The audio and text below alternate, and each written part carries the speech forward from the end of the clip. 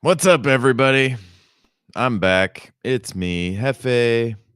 I just decided because I'm so close, I might as well just finish this motherfucker off. Why not?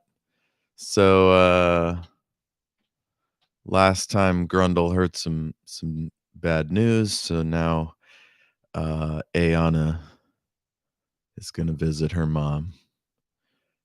Chapter 42, Ayanna. Ayanna, my darling, praise the goddess you are unharmed. Ayanna's mother raced across the vast expanse of the atrium to greet her daughter. Ayanna rolled her eyes at the display. You will address me as your mercy or beloved mother, Lady Stargazer. Ayanna felt a surge of pride as she flexed her spiritual muscle. The old woman prattled on, feigning nonchalance. Yes, of course. Please, we've made tea. Can we get anything for your assistance? Her mother was in full false friend mode, smiling and wiggling her head in that ridiculous, servile fashion she always adopted when guests were present.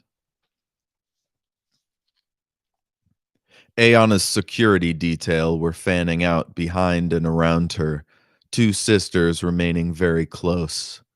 Ayanna waved them back. They are fine, my lady. She swept her robes around her and sat on the opulent white fur sofa. She picked up a cup of tea, smiling at Viaperna. Thank you, Perna. Viaperna nodded, bowing deeply as she stepped away from Ayanna. Yes, your mercy. Ayanna inwardly groaned. Power had its drawbacks. She would never again be just one of the household. Lady Stargazer sat down and dropped 3 sugar cubes into her tea. Like her dead husband, she had a serious sweet tooth. She lifted her eyes to meet Ayanna's and whispered, You've caused quite a stir in our fair city, darling. Ayanna moved as if to leave. My lady, her mother corrected herself. Forgive me, your mercy. She continued, I worry for your safety. You've won a powerful position, but it seems some very powerful enemies have marked you for death. Ayanna leaned forward. Which enemies? We are making inquiries, dear one. In fact, your friend from the party, Durian, has taken on the investigation himself. Ayanna squinted. He's no friend of mine. According to him, you and he were quite close in days gone by. I'm not that old, darling. I can still give any man a run for his money. She arched her back, just enough to show off her still elegant, if slightly plumper curves. She had once been quite the object of attention and had retained some measure of her original appeal. I don't doubt it, Mother. Is there anything you can tell me about the attack? Ayanna's voice was becoming more clipped. Lady Stargazer sipped slowly. How she relished being needed, particularly by someone who, like her daughter, did not respect her in the slightest. What I can tell you is that you and your friends are wanted in connection with the rebellion on Antares 1. There are some who say you stole a precious artifact and have been funding the current unrest with the proceeds. Ayanna leapt to her feet, but her mother gripped her wrist. The pain was excruciating. She sat back down, suppressing her desire to crush her mother's skull with her hammer. Darling, everyone who matters knows these are lies. Portillian de Vere is the true thief. He was the sole surviving member of a scientific expedition that uncovered the artifact. So, of course, he has been targeted. There are many who might wish the secrets of that investigation to die along with him. Had I funded such an operation, I might have made a similar decision. Ayanna did not doubt it. Her mother had zero scruples. You know who did, though. We have our suspicions. Inquiries have been made. We'll soon have the answer. Ayanna slipped her mother a note where she hoped no one could see. Her mother slid it into a hidden pocket of her dress. Ayanna rose. Her mother accompanied her and her retinue to the door. As the cameras rolled, Ayanna's mother wrapped her arms around her and whispered, "Stay out of trouble, my love. This will all be over soon." Ayanna pulled back a bit. Oh, she pulled back a bit and smiled, wiping away an invisible tear. "My darling daughter, please be careful. We are all so proud of you." She bowed low. Ayanna blessed her. "Zora's light be upon you. Good day." As she walked down the steps, she cursed herself for coming. The woman was as bad as any of them, but if she was somehow able to take out the assassins, Ayanna could rest easy. Life was all about trade-offs. As the group loaded into the van, one of Ayanna's guards pushed a reporter onto the ground. Another stomped his camera. Ayanna thought about scolding them, but decided against it.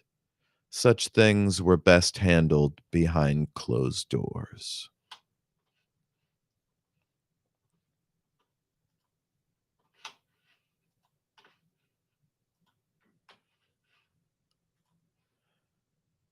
So, it's kind of interesting that we're finding out just how bad her mom is, and also it seems like power might be getting to her head a little bit, letting her guards fuck around like that. Um, Chapter 43, Maki. Maki and her men were scattered throughout the fight, dressed in different costumes. Two were impersonating women, using their Yefriti disguise ability to make a close approximation. Maki was near the ring, masquerading as a bookie, taking bets she had no intention of paying back. In her line of work, a little extra scratch was never a bad thing. Creel was supposed to meet her in a back hall during the confusion following the fight. The favorite was supposed to take a dive, which many of the bettors would see as illegitimate. The scrum would give her cover to slip out the back. Her men would cause a disruption long enough for her to meet with the beast himself. The time came. The favorite, a gigantic Lunari with bloody fists and a giant phoenix tattoo front and back across his abdomen, flew backwards after the weakest of uppercuts. Maki danced around two guards, shanked another, and disappeared into the hallway. The roiling press of the riotous crowd neatly covered her escape. Creel was there, in a narrow hallway just behind the main hall, smiling his crooked, evil smile. She felt a wave of force crush the doors into their frames behind her. They started to walk. She could sense the air warping around her. They would be invisible to most. Those who did spot them wouldn't live long. Creel never missed an opportunity to exact unnecessary violence. You told me the cameras would be wiped. You told me I would have safe passage. Forgive me if I gotta get into character. You told me I would have safe passage. Forgive me if I had other things on my mind. A door opened silently before them, opening into a pitch black stairwell. A tiny greenish light appeared, fluttering above the stairs. They entered, the door easing shut behind them. Fine. These heroes are causing me no end of trouble. It's about time you helped me put a stop to their meddling. Creel put a finger to her lips. He leaned in very close, floating up from the floor just enough to match her height. Killing, for me, is always great fun. Killing these individuals, however, will only cause me more problems. He began to fade from view. I've left you a present below. I pray that it pleases you. Maki cursed him as he disappeared. His sense of humor was inscrutable. She preferred her villains straight-laced and honorable. Creel was anything but. Humoring the man, she continued down the steps. She activated her infrared to see what he'd left behind. It was a man, muffled and chained. Walking closer on silent feet, she recognized his face. Damn you, Creel. What the hell do I do with this? He was a soldier. Retired, obviously. The tattoo on his neck glowed faintly, revealing his history with the Red Shield Legion. His name was Norlick Traversil, Norlick the Cruel. He was responsible for the massacre that had wiped out her extended family, on Imperial orders. She'd been unable to reach him for 17 years, and now she had the chance to end his life. The next few minutes were vaguely unsatisfying. As with most things, the anticipation of revenge was always sweeter than the completion of the act. The screams of the doomed man, however, would linger in her mind. Perhaps they would edge out other screams that night as she tried fitfully to sleep.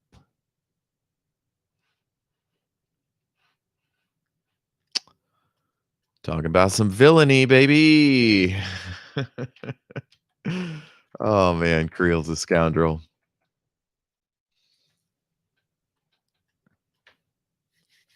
Chapter 44, Portillian. The wind was sharp against his skin. He'd found himself high up in the tower, standing on the edge of a small balcony, perched over the railing as if reaching for the full moon. He threw himself to the ground, catching his robe on a small tree in a planter and scraping his skin on the cold concrete. He rubbed at the wound absently, his lips quivering from the cold. He heard himself breathing quickly. His heart beat double time. A light went on in the adjoining room. He had no idea how he'd gotten there. He hoped the person inside wouldn't be offended by his intrusion. The blood from his leg was warm on his palm. He resisted the urge to taste it. The ghost clearly wanted him to. She was awake and moving in his brain. He prayed to the gods that she hadn't done anything more evil than sending him up the side of the tower. Her power was clearly growing. Had he flown here? Teleported, perhaps? He had to tell Ayanna, but he was afraid. What would she do to him if she knew the truth? Would he be punished for allowing such a monster to enter the world? Could he even tell her? Would the beast prevent him from doing so? The curtains parted, and a young woman came into view. Let's try that again. The curtains parted, and a young woman came into view. She was radiant in the false candlelight, sun-colored curls cascading around barely concealed breasts. Her robe was more like gauze than fabric. Clearly, she hadn't been expecting visitors. Strangely, she appeared unembarrassed, as if she simply had no idea what effect her body might have on a man. But she was beautiful, perhaps even as lovely as beloved Mother Ayanna Stargazer. He croaked out an apology.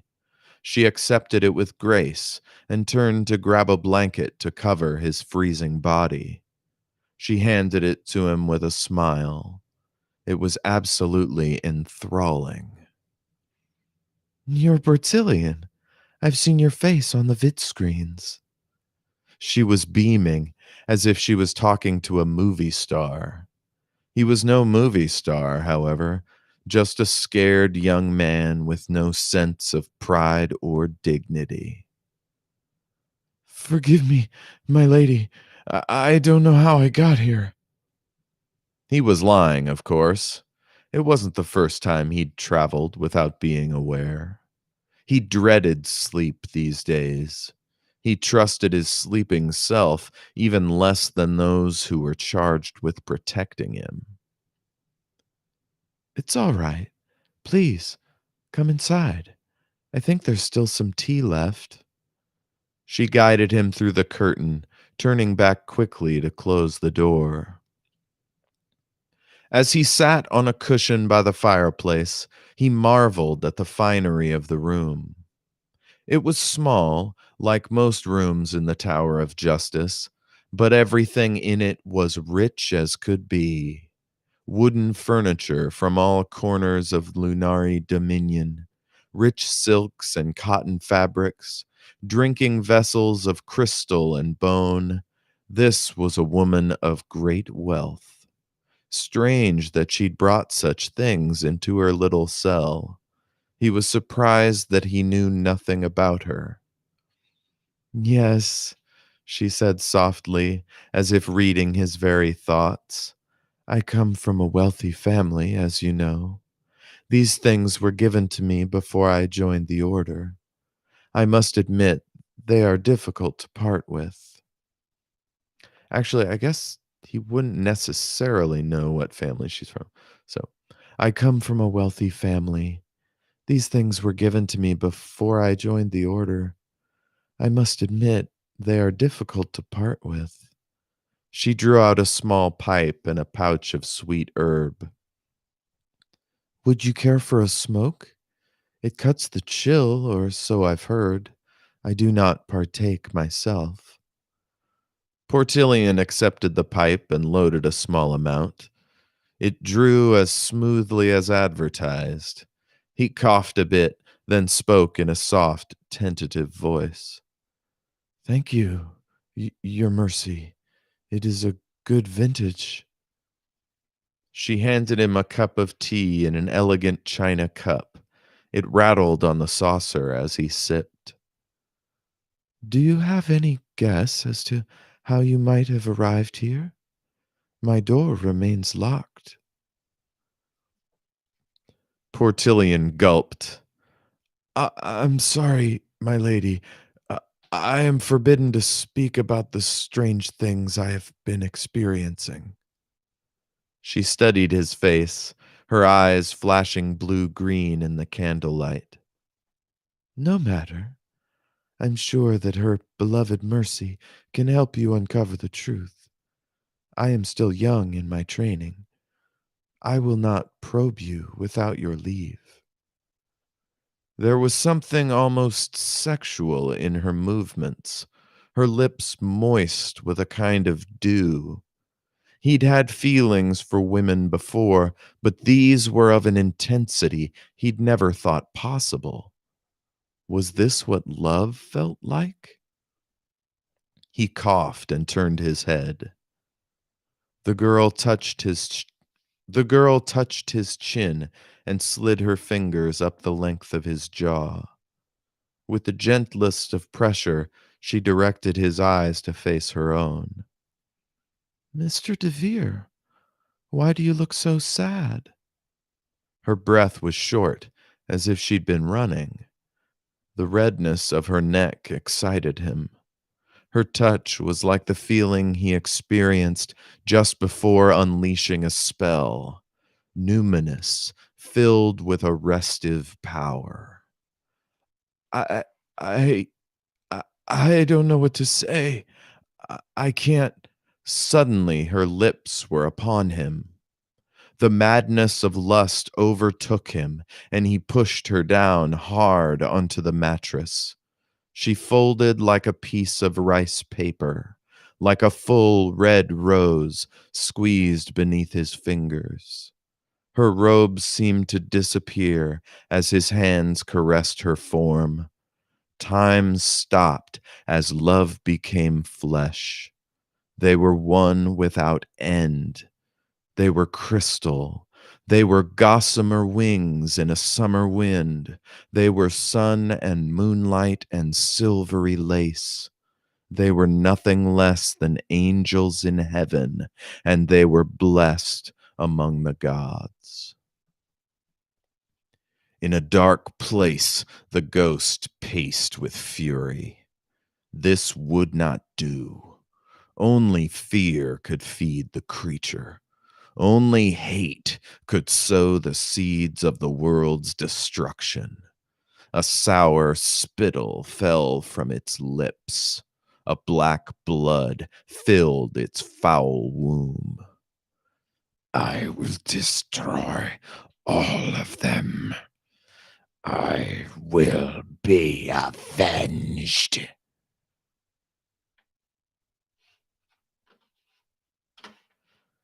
Yeah, hell yeah. The demon, the ghost, the monster. I love it. Well, that'll do it for this one. Stay tuned. Next up is more from Grundle. All right. Talk to y'all soon. Peace.